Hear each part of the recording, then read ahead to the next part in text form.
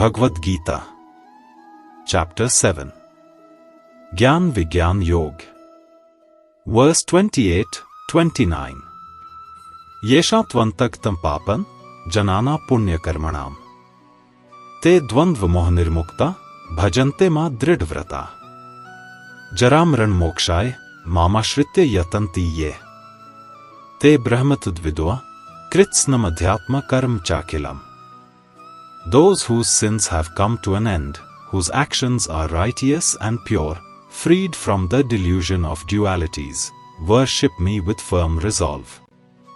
Those who take refuge in me and strive for freedom from old age and death, they come to know Brahman, the self within, and the nature of all actions.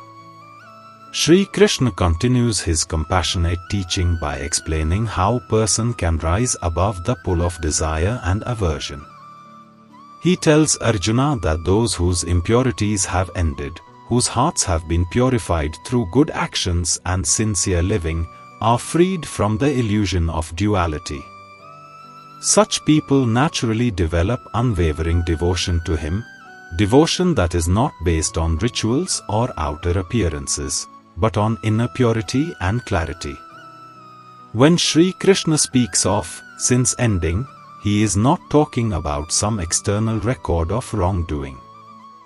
He is referring to the inner impurities, greed, jealousy, ego, selfishness, that keep the heart disturbed and clouded.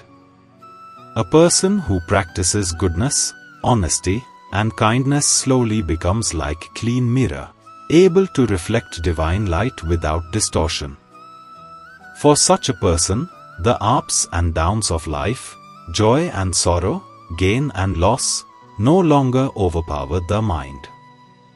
They remain calm, balanced, and focused, not because they want something from God, but because they love Him for who He is.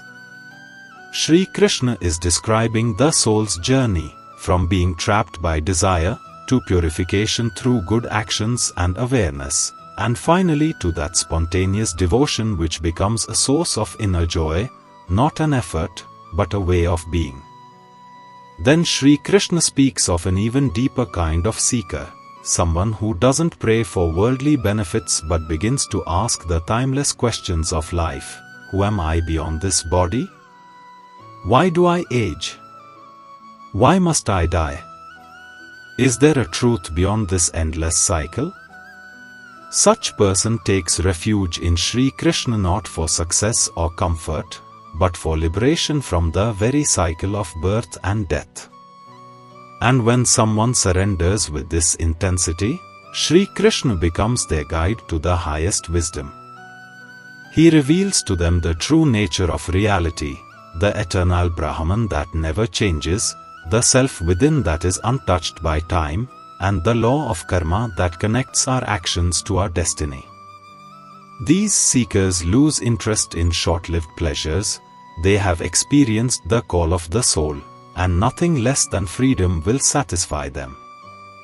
They gradually stop identifying with the aging body or the restless mind, and begin to experience the unborn, deathless self, the witness that was always there. Such devotees don't just read or hear about spiritual truths, they realize them.